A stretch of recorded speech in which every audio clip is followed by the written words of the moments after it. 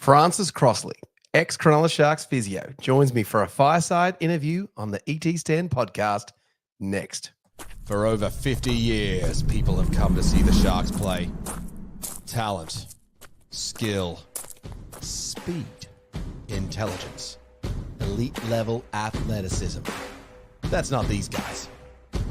Biased, one-eyed, opinionated, more often wrong than right. They make up for their complete lack of talent with pure dribble, gibberish, and enthusiasm. This is the ET Stand podcast. Welcome to the ET Stand podcast, the Cronulla Sharks fans podcast that lets us talking do the football. That is the off season, but we're still bringing you videos and content every single Tuesday to just get you through that off season because it is a little bit boring. I do hit the like and subscribe button if you're new to the channel and just discovering us for the first time. We're available on YouTube, Facebook, Spotify, and a whole bunch of other audio channels. On this episode, my good friend Francis Crossle is going to jump in for a fireside chat talking all things of his time with the Cronulla Sharks, which I think was from 1994 through to the mid-2000s. A regular on the podcast, Francis has been on a few episodes this year, sharing his learned knowledge about all things Cronulla Sharks and especially some pretty good insights on some of those injury discussions that we had. So I'm going to pick his brain and take a trip down memory lane. So if you've got any questions for Francis, do by all means get them into the comments. Speaking of comments, we are going to announce the winner of the comments competition that we had during the final series in a separate video later this week. So if you are any of the following eight people, I think it was a few: Dean 180, Hugh Mannequin, Williams 2.0, Paul, Shauna, Ryan, Pezza, or Harley, there will be a video coming out during the week which will announce the winner of the displayware.com.au competition to have a unit much like the one that I have behind me. But without further ado, let's get the man of the moment in. Francis Crossle joins the ET Stand podcast. Hi there, Sadly, Dave. not a grand final reviewing podcast or anything like that, mate. How are you? Very well, thanks. Thanks. Good to see you. Thanks for having me. Oh, mate, always good. It's good to have you on for not an injury one this time. Yeah, that is good. So we have probably had you on for a few too many of those during the season. Look, if you missed not to chat, look, what'd you make at the end of the season, mate? Yeah, disappointing end. We're under a bit of pressure. We had to produce our best game, and we played well for a little while, but then errors and the grind of Penrith just got the best of us. It was disappointed to lose that, and then the Flag lost their grand final by a couple of points. Then the women went and lost theirs by a couple of points, and then the Jets got through. It was great, and then they were so dropped their guard a little bit and lost the interstate one. So very disappointing last 2 weeks or so of the season as far as winning grand finals. But it was good to be there. Overall as a club, we've got to say we did well to be in those games, whereas a lot of other clubs weren't even near it. So there is some positive. Just there's only one winner, and we missed out a bit. And sadly, it's not us. Well, we do face the Penrith Panthers in round one in Las Vegas in 2025. And yes. Dear friend Chris Kelly's already talking to me about us going to that match and how we're going to pull that off. So I'm not sure if I'm quite ready to start believing that. But one thing I am doing, I'm going through my box of Sharks gear at the moment, Francis, and I'm just wearing all my different Sharks stuff that I seem to have. I've never worn this shirt. In fact, I've still got the tag on it actually somewhere here. So just slowly working through that. Now, talking of success in lower grades and whatnot, you were with the Sharks in the 90-94 season in and around then. Is there anything we can take from that positive time? Sure, it was 2 grand final wins from reserve grade and President's Cup.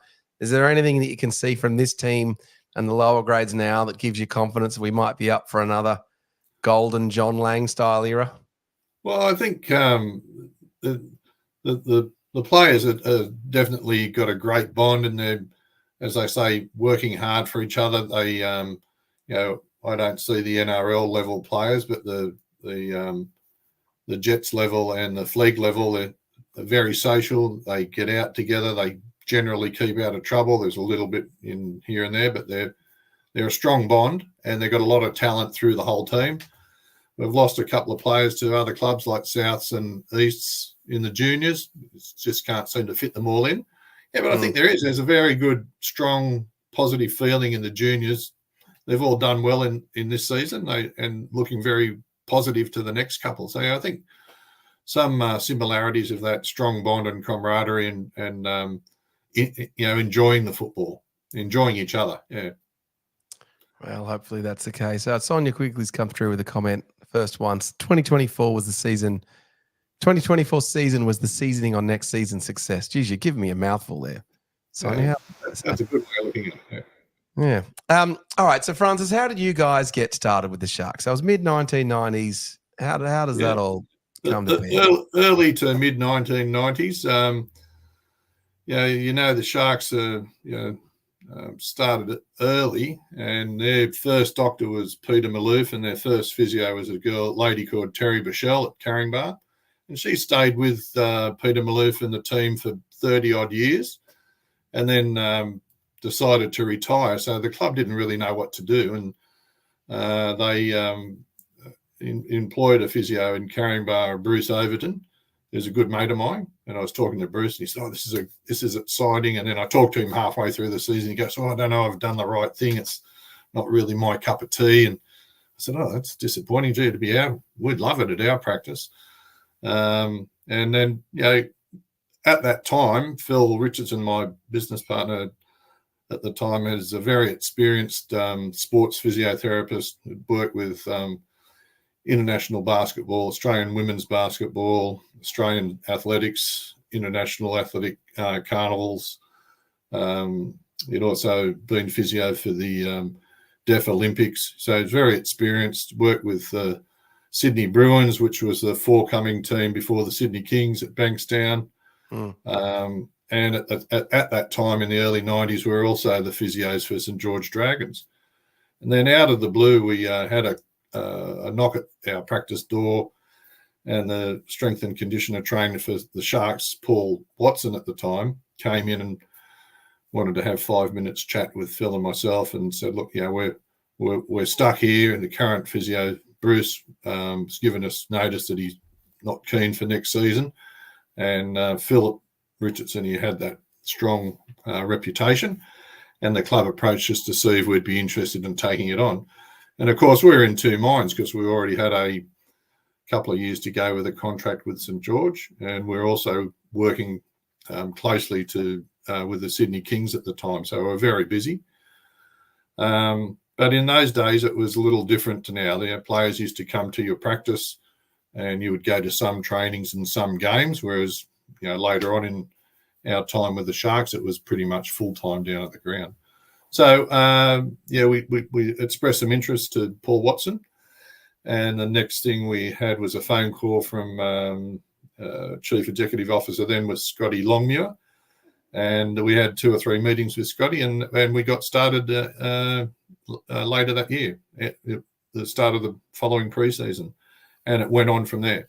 So that was the start of it, and as I said, it was quite funny in the first couple of years. We were down there on the corner of Woolware Road and Barony Road in the back of the doctor's practice. The practice was owned by Martin Raftery, and we rented out the back. And he was a ex-Sharkies. He was also an ex-Sharkies, but he was a doctor for St George, doctor for... he was a doctor for the team. He wasn't a surgeon. No, he was a doctor for the team, sports physician, and went on to become left St George as their doctor, went on into rugby and became the Wallabies doctor, then the doctor in charge of International Rugby Board, who's the head honcho there. So he's still involved in that, heavily researching concussion for the International Rugby Union Board. But anyway, so we were in there, and we'd often have St George players on one bed, and then adjacent across the hallway Cronulla players, and they'd be talking across the hallway to each other. Did they get along? Yeah, they're very, very competitive on the field, but a lot of them knew each other socially and were quite friendly. There was never any, it was always jokes and banter about, team plans and how we're going to smash you when we see you. But that was always tongue in cheek, and it was generally professional, but a lot of fun. And well, those Dragons teams are pretty good from that period of time. we made 2 grand finals and team. lost them both against the Broncos in the 90s. And so that means you guys just were absolutely disastered in terms of team performance. Being a good luck charm. I think some people could say they're the unlucky charm, but hopefully not. Oh, you could also argue that you got underperforming teams and you got them back on the field. So talk to me about how different it is, or maybe back then or even to now, you're treating Les Davidson versus treating David Bolderman for an injured ankle or something like that. What's the difference that you're looking at there in that sort of time? Even back, most of the players right from the start, there were some that had a second job, but most were full-time football players, professional, had enough money not to need to work.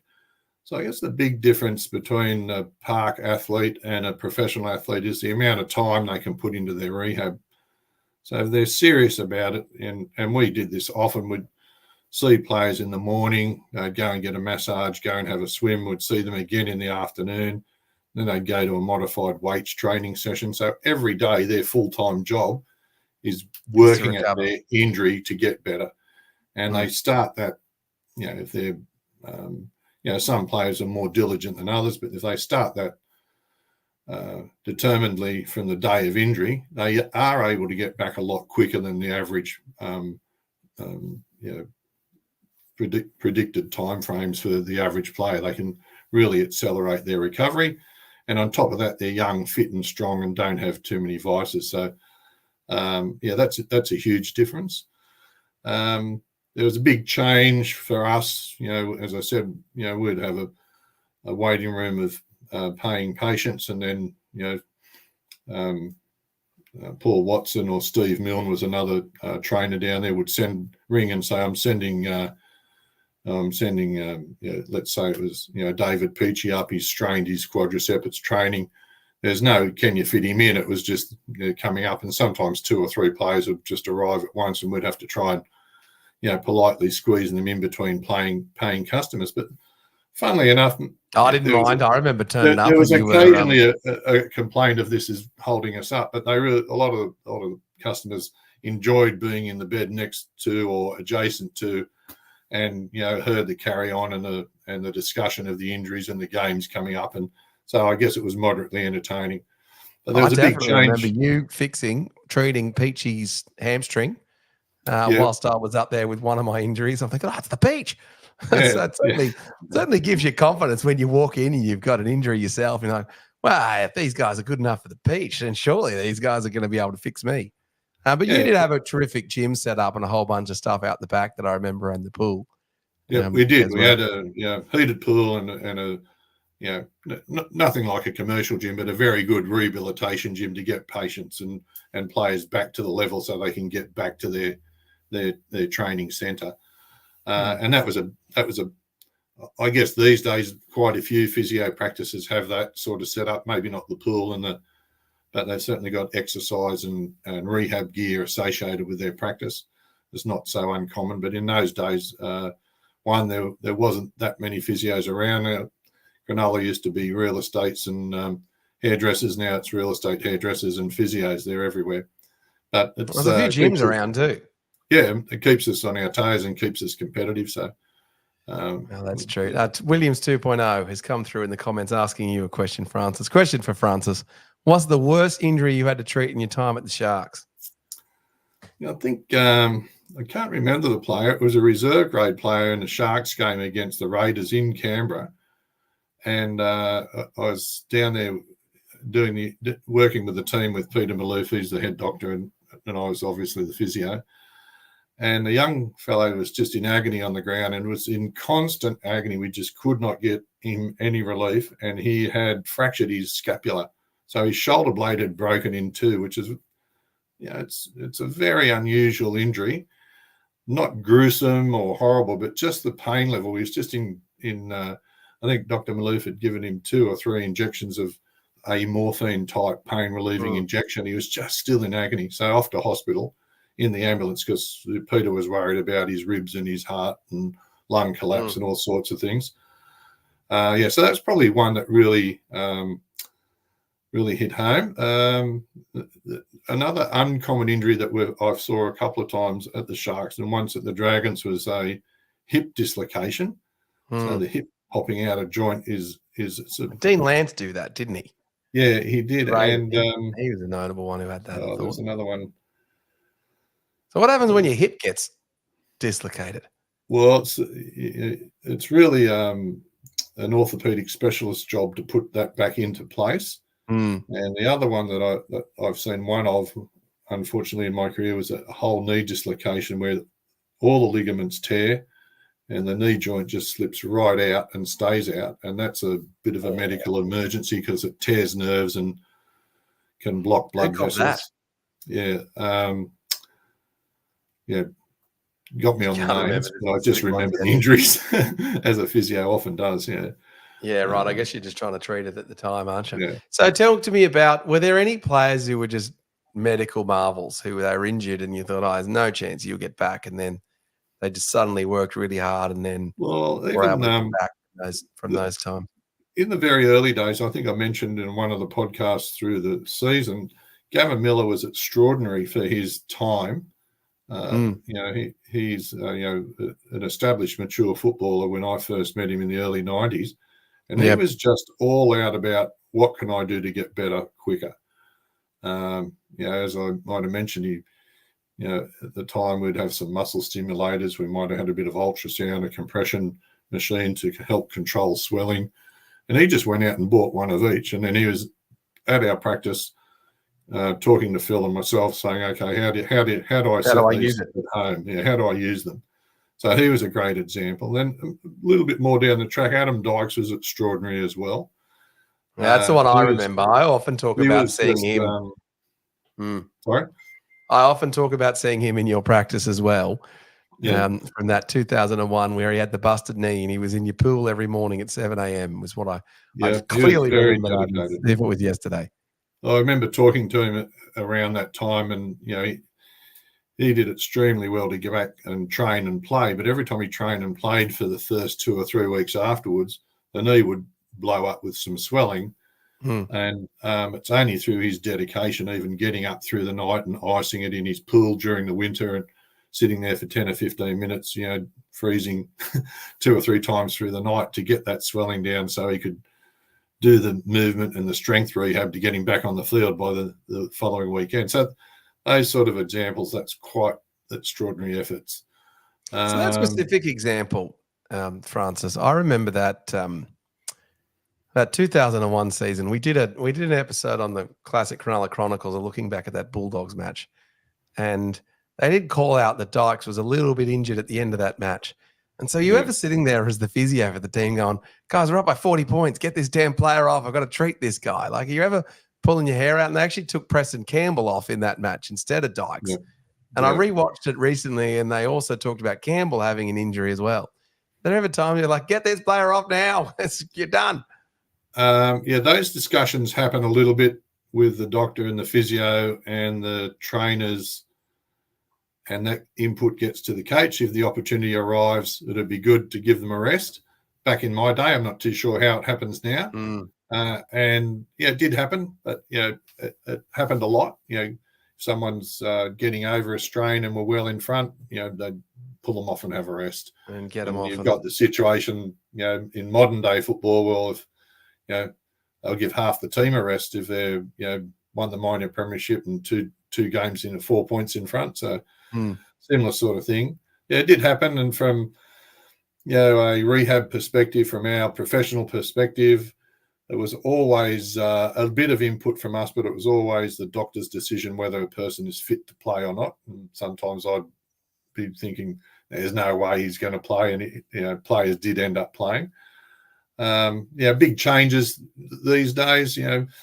Players would run out and get their head in the wrong position and hit somebody's hip, go down dazed and sort of sit there, and trainer would run out and have some smelling salts and wave them under the nose, and it's strong ammonia, and they just spark up, get up and play. And I mean, we didn't have the knowledge of the damage of concussion back in the early 90s and certainly the times before that.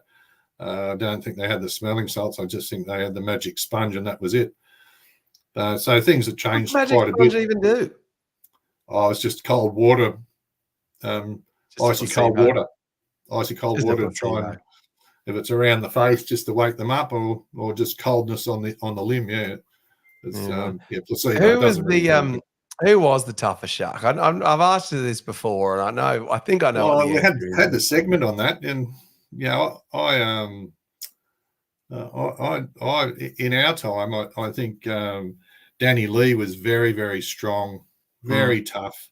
Not the most awarded player, but just week in, week out, did the hard yards up the middle, and made a lot of ground and inflicted a fair bit of pressure on the opposition. And strong, strong bone, big muscle, big body, rarely got injured. So he was very tough. Jason Stevens in his time was tough, and the one that's got the big reputation is a gentleman as you can meet is Les Davidson, who's again not as big a build, but just strong. Just must have bones of steel. That's why it looked when he was running into people, they'd just knock him over. So they were really interesting guys. Who was the funniest one to treat? Any funny stories of treating people where they're just hilarious? There was one of the funniest guys ever to treat, in my experience with the Sharks, was Dean Treaster. He's a larrikin at heart, great sense of humour, a medium build, well-muscled, strong, that always could see the funny side of things. He seemed to be able to get the banter going with the fellows, the teammates around him. So they joke with each other and stir each other up. And he was always fun to have on a trip or in the treatment rooms for his entertainment value. So Dean was very funny. So probably if I had to pick one out of our time, he was one of them. Yeah. So look, we'll get on to the late Paul Green was. We saw a lot of Paul. Halfback, strong player, took a lot of contact. So he had aches and pains and bruises. He had knee problems, didn't he? Yeah, he had a lot of them got knee problems. No, his knees were not too bad. His major injury while we were looking after him was he dislocated his shoulder and had that shoulder reconstruction. So he spent a lot of time, as anyone does that has that, in the first 6 or 12 weeks, just getting their movement back. Or you know what it's like. It's like the swings and all that stuff. And then getting movement and strength back to do full contact football is, it's a challenge. So another player, I think Sean Ryan, we saw him. Unfortunately, I think he had 3 or 4 shoulder reconstructions in his time at the Sharks. So he spent a lot of time with us and a lot of time in the gym doing rehab. And he got through and played, a lot of football. So, and I saw him at the 30-year reunion last, couple of weeks ago, or so ago. 6 weeks ago. And his shoulders are okay. He's well. He's happy. We reminisced about some good times, and so interesting. He's a good footballer, Sean Ryan. Yeah, that time of 1994 when John Lang came in to the team, and what he had a terrific 7 or 8 year period there. What did you notice about the time with John Lang that really stood out as being a staff member on that squad? Well, I think what a lot of general public don't realise, it's not just turn up to the game and select the team and on they go. There's a couple of meetings each week where we sit down with the coaching staff, the head trainers, the doctors, Peter Maloof, and later on David Givney, and myself and chief executive. And we all put our 2 bobs worth in, go through the player list, see what their status is health-wise and how they're travelling, whether it be family stress or personal problems, medical problems. Not quite there with their rehab yet.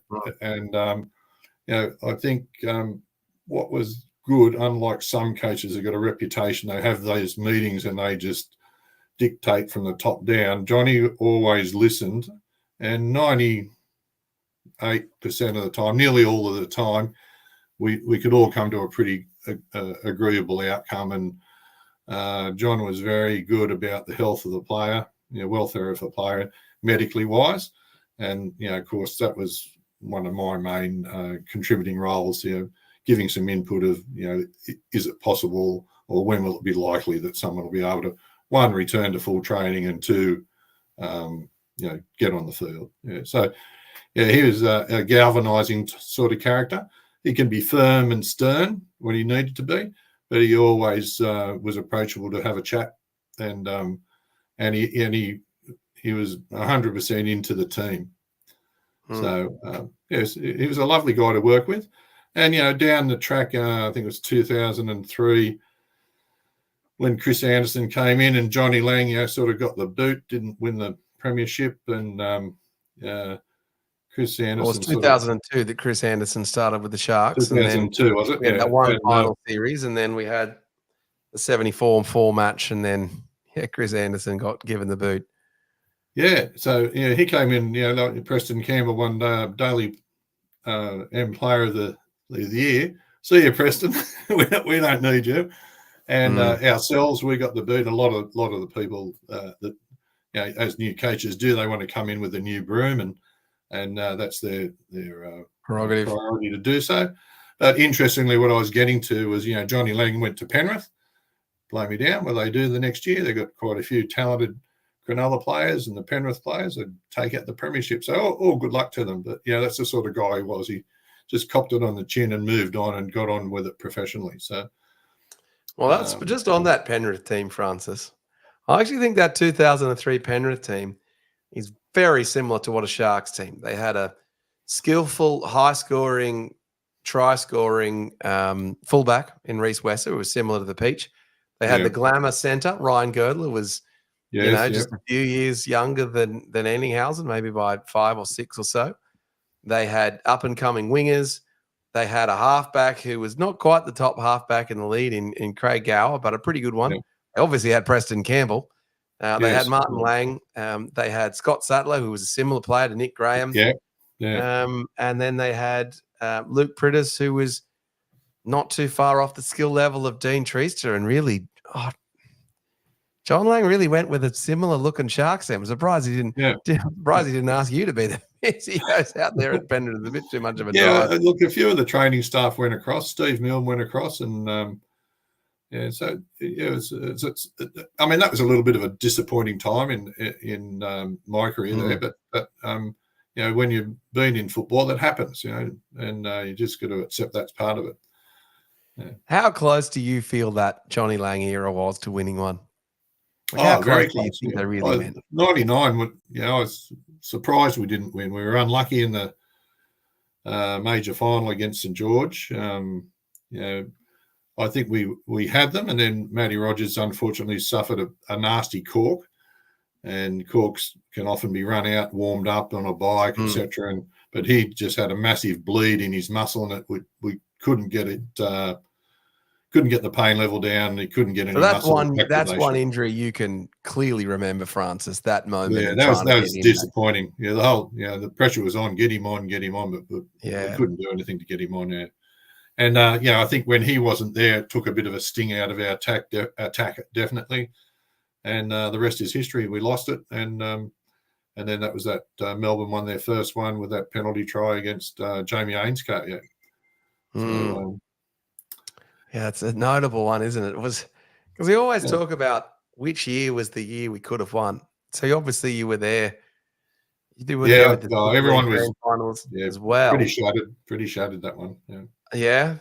I thought we were more in that match as well, to be honest. I'm watching that one back more recently.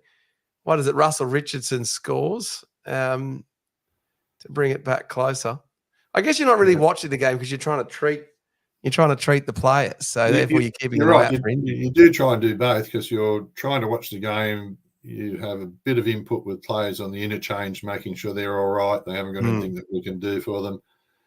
And if there's someone that's got a injury that needs a bit of attention, you're usually the one doing it because the blue shirt and the orange shirt, they're running on and off all the time. And it's the physio and the doctor if the doctor's needed. maintaining the rest of them on the sideline. Yeah. Well, I guess also seeing the injury and if you see how it happens to them, then that must make treatment a little bit more easy as well.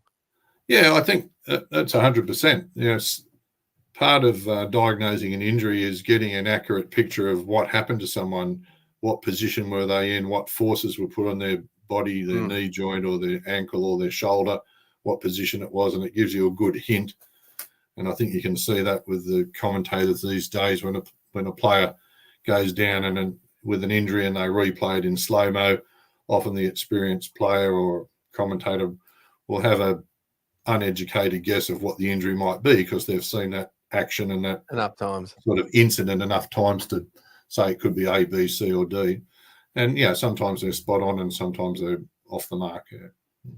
But definitely off the mark with my predictions. Like, it's this. No, it's not. Yeah. During the Super League time, you touched on that. You're obviously looking after the players. Did you notice a change in professionalism over those years, or the ways that the players were acting? What was, or was it not the really players were excited. I think there's a good shot of income into the players' arms. There's new teams, Adelaide and Perth, and they were travelling more. It was a bit of an exciting time. It was a little controversial for the political side of the football club, trying to work out, where everyone stood. But the players themselves, probably professionally, I don't think it changed much from our point of view, but the atmosphere was positive. And you'd wrapped up with the Dragons by then, hadn't you? Yeah. Yeah, we wrapped up in the Dragons probably 95, I think 95, 96. What was happening there, there were merger talks at that time, around that time between the Sharks and Cronulla. And as we know, history shows it was the Illawarra Steelers and the Dragons got together. And we were sort of bowed out about a year or year and a half before that and handed over our responsibility to one of the physios that worked for us. And he went on to stay with the Dragons for another year and a half. And then when the two clubs merged, I think the doctor stayed the same and the two club physios were given their notice and a neutral physio was taken on. Yeah. What's your take on the Dragons as a rival to the Sharks in that time, in those Sharks Dragons? Well, I just remember some of those big matches with 22,000 at Shark Park and Jubilee Oval too. Getting sent off that time, and it was pretty riotous times with the crowds because the crowd limitations and the crowd numbers and they seem to be more boisterous and loud and semi-abusive, not in a nasty way, but in a strong rivalry way. And it's very strong. And I think the local derby, the players seem to lift because there's that unwritten rivalry. We've got to beat these guys because we've got to get the bragging rights and it's just annoying to stand tall in our community because we smash the Dragons or the Dragons smash the Sharks, whichever team you're following. Yeah. So it's always, I think the local derbies are great matches. Everyone seems to lift for them from staffing point of view, players' point of view, and supporters' point of view. Yeah. Thoughts on the Dragons and the merge?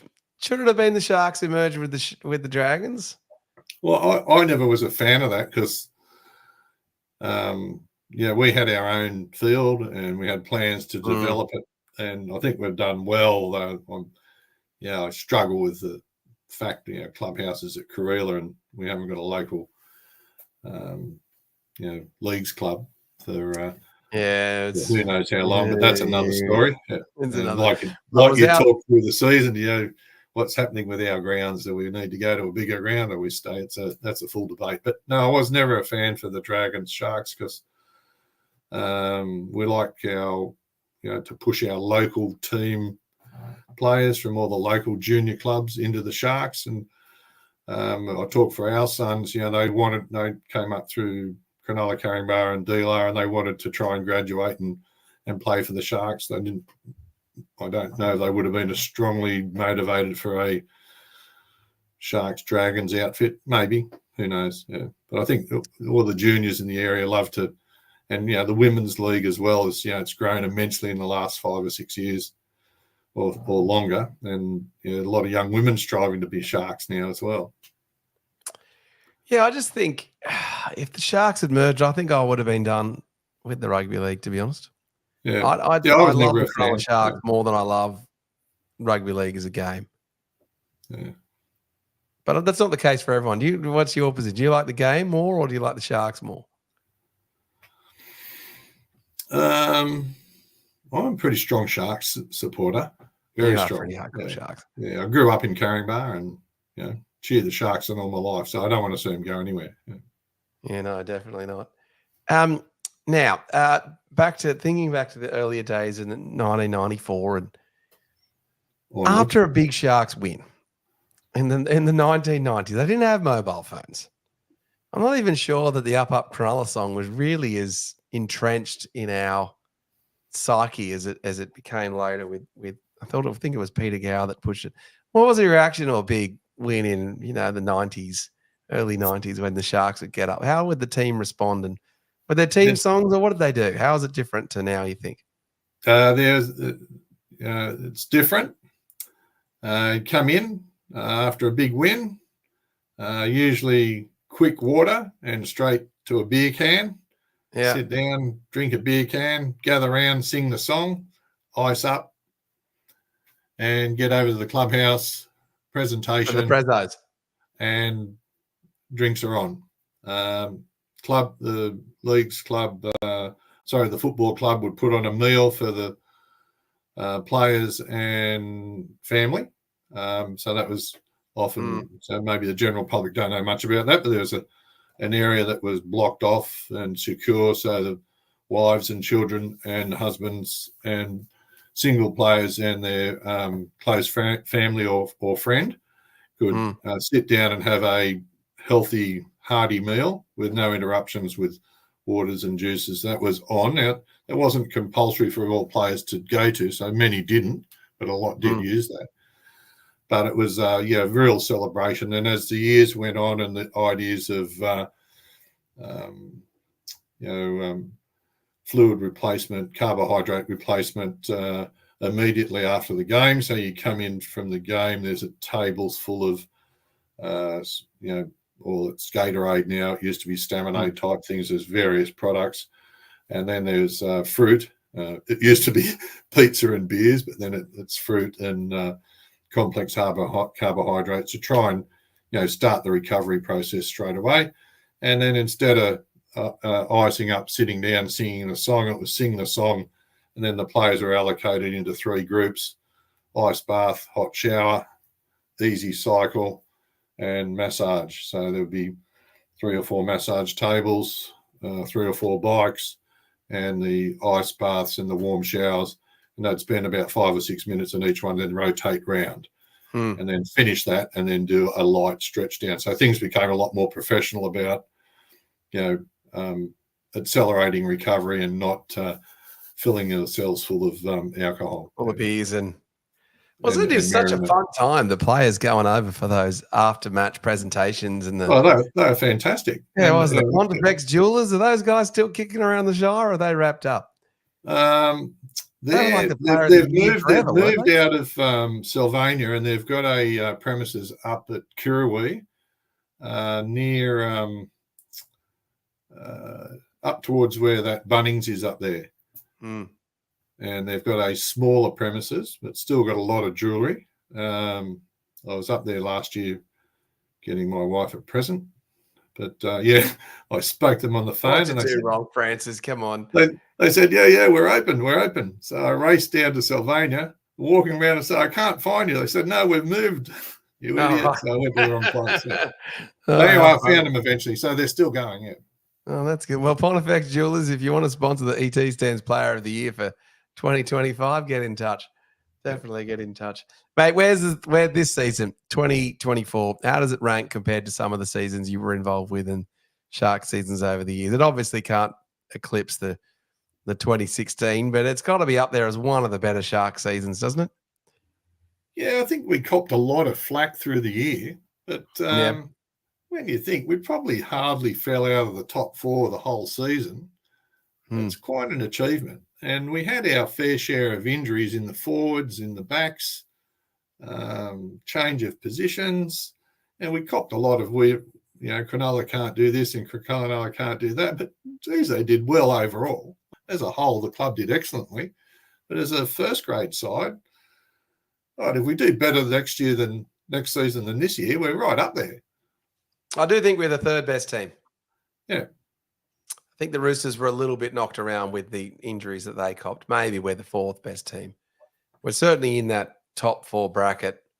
We just need some shrewd spending and management of those contracts. I think all of the players that we have are good. And you just got to make sure you have all the players at the right amount of bucks, which is why Franco's going to do a video next week. It's going to be pretty long and thorough on the off-contract players. I was going to do my end of season review and report card video this week, but I'm going to give myself a couple of extra weeks to do that, Francis. I'm not quite good. I'm not quite ready to go and look back at the season yet. So it's still a bit raw, isn't it? It is. It is a bit raw still. Yeah.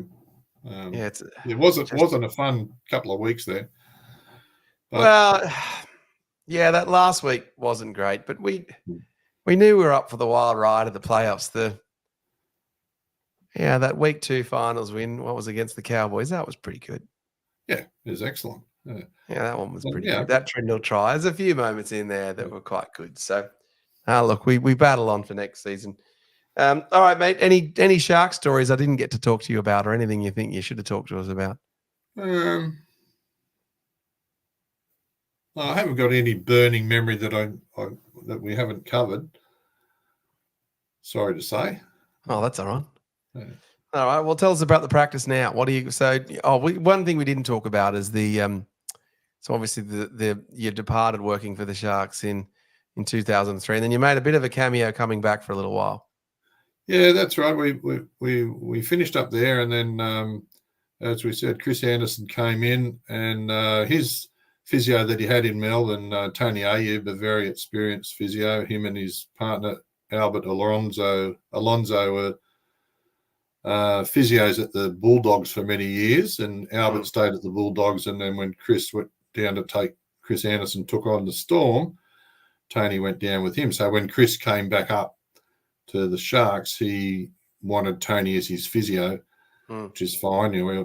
We're actually good friends with each other, so we know each other well.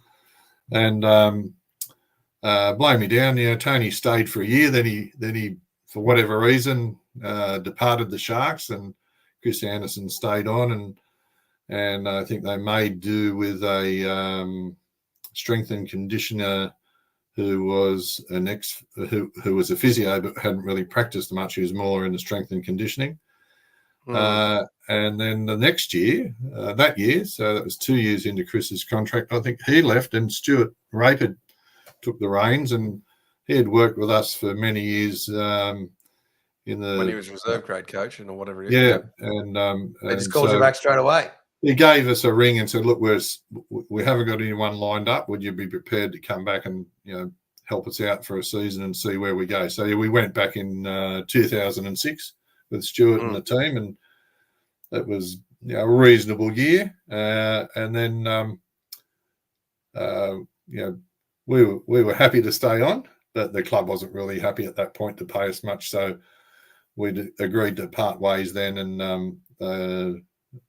that was our final year. It was a positive experience. Yeah, it was a good year. Oh, it was a terrific time. I quite enjoyed going to you guys as my physiotherapist, and you guys looking after the Sharks. You had all the pictures up in the facility. It was great. So yeah, certainly a positive time. So talk to us about the practice now. Obviously, things are a little bit different. It would be impossible now to have a professional practice for the community and also service the Sharks, wouldn't you? You couldn't do both. No, you can't do it. It's the professionalism is built. I think it was the late 90s, early 2000.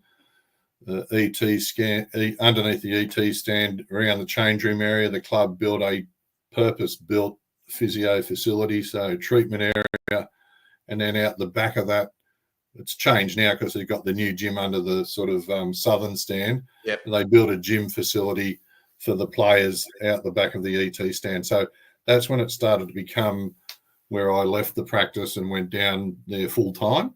And we would rock up for morning training. I would get there at about 6:30, 7:15. See players before training, helps with strapping, see some of the injured brigade through training, and then see players after training, have a break, and then have an afternoon session, finish that. And some days I'd go back for a couple of hours to our practice on Barony Bay Road, and other days I wouldn't.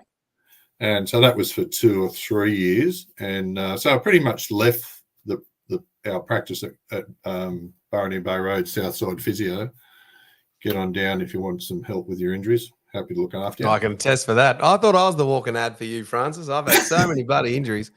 Yeah, if you want a good relationship with your physio, just get as injured as I was from that damn Woolooware Oval soccer field. Yeah, broken legs and shoulders and all sorts of stuff. God, you fixed everything. Basically, every football injury that these guys have got, I pretty much had them, and you guys have treated me. So, and then last one, what's your advice for up and coming physios? Let's just say you are a young physio who wants to work with the Sharks or in. Yeah, well, part of our practice is we take final year physio students on 5-week placements. We've got a young lady now, Ashley. She's at in her last 4th year of university doing physiotherapy. So she comes out and has pretty much sort of 25 weeks of practical placement, and 5 weeks is with us. So it's very common, as you say, young physios think, gee, I'd love to get involved with a professional team. I've got to say it's probably a lot more competitive and more difficult now than it would have been in the early 90s and times before, because the professional sports route wasn't as well known and not as publicised as it is now. But there still is potential, and I always advise players to go and volunteer your services to club teams, local representative sides, so like Sutherland representative teams in different sports, or St George, and get some experience handling less professional level.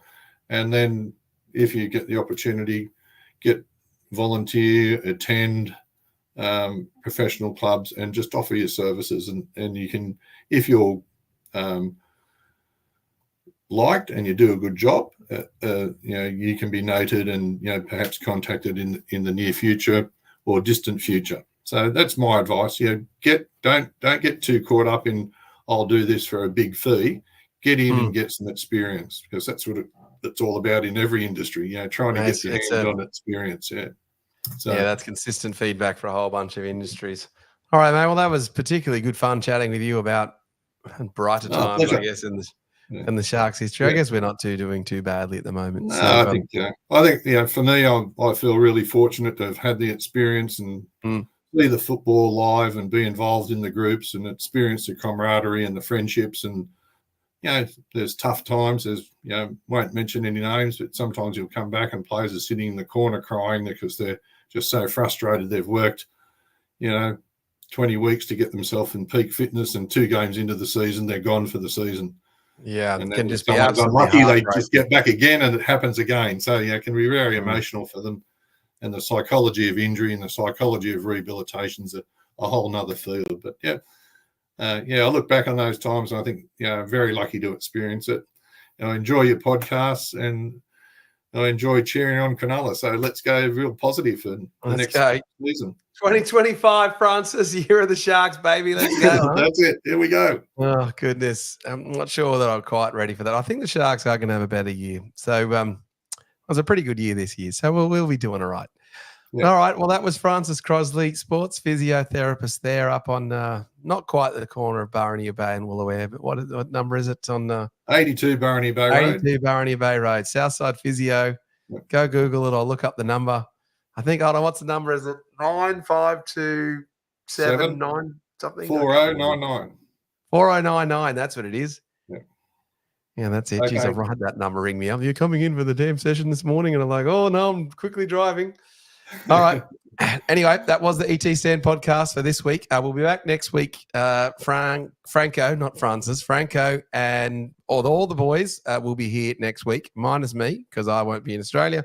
They will take you through a review of all of the players who are off contract, what their contract status is. They'll provide an opinion on who they think we should re-sign and who we shouldn't. Should be lively. So do get involved in that one. It'll be 8:30 p.m. Next week. And in the future, we've got a few more interviews like this one with a few ex-Sharks personalities and other characters. Some of them are going to be pretty predictable. You might expect us to get on, so that'll be good fun too. And then beyond that, yeah, we'll see. I think we've got you on for one more episode between now and Christmas, Francis. So we'll maybe do a 1990s review or something like that. I'll come up with something. So Okay. we'll see you guys next time. And up Cronulla. Thanks, Francis. Right. Thank you. Bye. See you guys. For over 50 years, people have come to see the Sharks play. Talent, skill, speed, intelligence, elite level athleticism. That's not these guys. Biased, one-eyed, opinionated, more often wrong than right. They make up for their complete lack of talent with pure dribble, gibberish, and enthusiasm. This is the ET Stand Podcast.